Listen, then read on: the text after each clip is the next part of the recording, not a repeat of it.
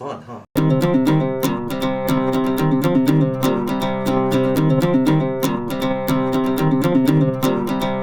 Hi, I'm Josh Mills. These are frequently asked questions on our Mongolia programs. So, Josh, I hear that there's two different options in Mongolia. Can you tell me a little bit about the difference between the two?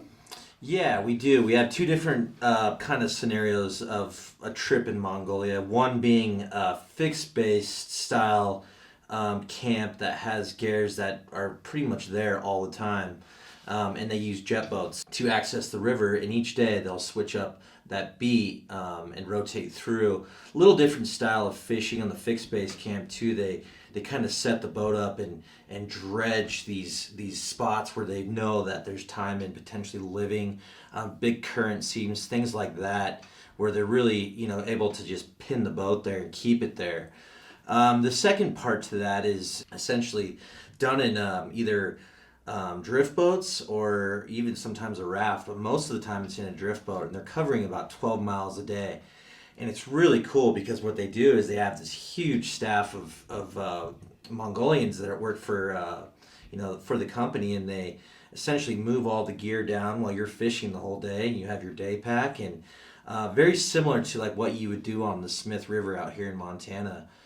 Get back to camp, nice warm cots, sleeping bags. That's kind of the differences in the two. So one being more fixed base, and then the second one, just like you would be taking an adventure down a river 12 miles a day. Oh, that's so cool. So they move the gears, what is a gear? Yeah, a gear is simply like a yurt-style tent. Typically the ones that they're using on the nomadic style camps are a little bit smaller, but comfortable with two people. So really neat way to see Mongolia. So tell me about the fish species that you can experience in Mongolia. I mean, taimen, of course, are what everybody's after, but what other fish species besides taimen are there to target? Yeah, other than taimen, you do have some other species found in different parts of Mongolia. Lennik and grayling are pretty common throughout the fisheries. And then again, with that more nomadic style camp, they have different stretches and different floats that they do with more numbers of an amur pike and an amur trout, as well as lennik and some grayling in the area. Cool.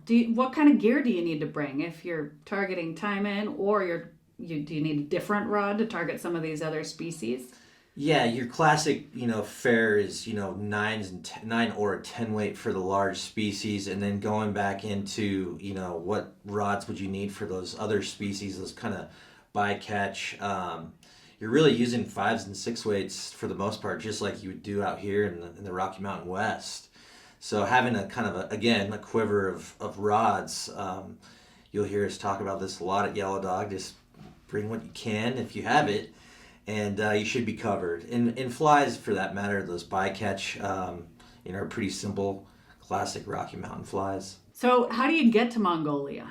Are there direct flights, or do you have to go hop, skip, and a jump with stops? Yeah, there right now there is a hop, skip, and a jump with flights on how to get there. However, there's two ways. Typically coming from Europe, a lot of times they'll stop in Istanbul and then catch that flight into Ulaanbaatar. And then from the West Coast, a lot of times we suggest that people have a connecting flight in Seoul, South Korea. Those are the two major ones that we recommend, and probably the easiest for people. Josh, what kind of tips should you plan on? What are the gratuities for a trip to Mongolia? Yeah, tips and gratuities are pretty big and important. I get a lot of questions on that, and they're generally around 10% of the total trip cost, for the fishing package. And the best thing to do is, get in touch or get a hold of the head guide on your week. And, you can just put aside an envelope with cash, and they do take US dollars, and just pass that along to the head guide, and he'd gladly split it up between the staff. That makes it easy. So it's a lot like Alaska as it relates to tipping guides. Yeah, very similar to a lot of places like that, of with a lot of locations that tip similarly. So Josh, what kind of special is there a special layering system as far as clothing? Like what temperatures should you be prepared for on a Mongolia trip? Your best system is a layering system. Being in the summer months, that more nomadic style camp, they it's cool in the morning. You definitely want to have, kind of a warmer jacket, and then be able to have something to peel off and shove in your day bag.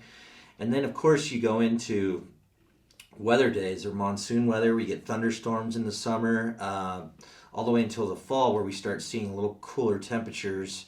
And, same thing, just having a really good warm layer and layers and peeling those off if it does get warmer throughout the day. Good pair of waders goes a long ways. No felt. Try to promote rubber, for boots and things like that. But really, those are kind of the quintessential items for clothing, But just, again, I'll make how important it is to just be able to take layers off or to add layers.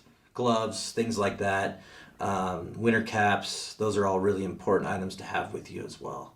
So the full kit. Be prepared for everything. A little different than just going to the Caribbean where you need your sandals or maybe some wading boots and a hat and some sunscreen. Right.